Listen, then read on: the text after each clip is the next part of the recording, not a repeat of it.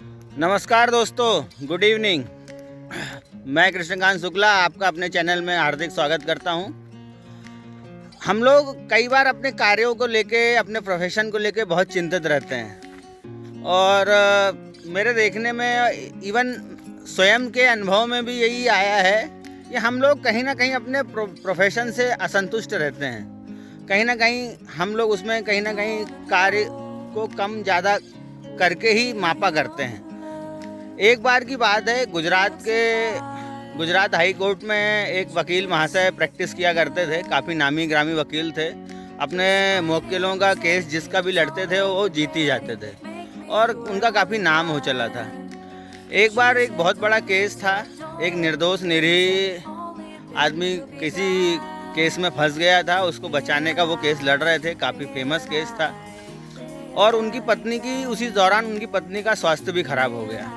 वो अस्पताल गए, अपनी पत्नी का चेकअप करवाया। उनकी पत्नी एडमिट हो गई, काफ़ी गंभीर बीमारी से ग्रसित थी और उन्होंने छुट्टी ले ली।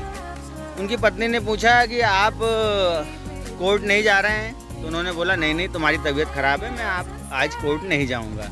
बोले आप तो बता रहे थे कि आपका कोई महत्वपूर्ण केस है।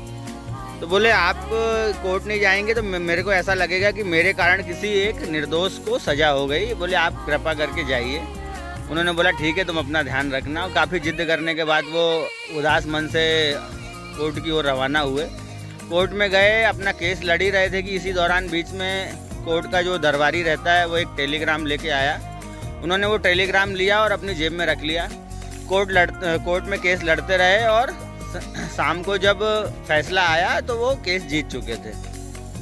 कुतूहल बस उनके जो साथी वकील थे उन्होंने पूछा कि वकील साहब, ये आपको बीच में कोर्ट के दौरान एक पत्र आया था, ये क्या है, कैसा पत्र है? बोले मेरी पत्नी की मृत्यु का समाचार आया था। अब आप उनकी धैर्यता और गंभीरता देखिए।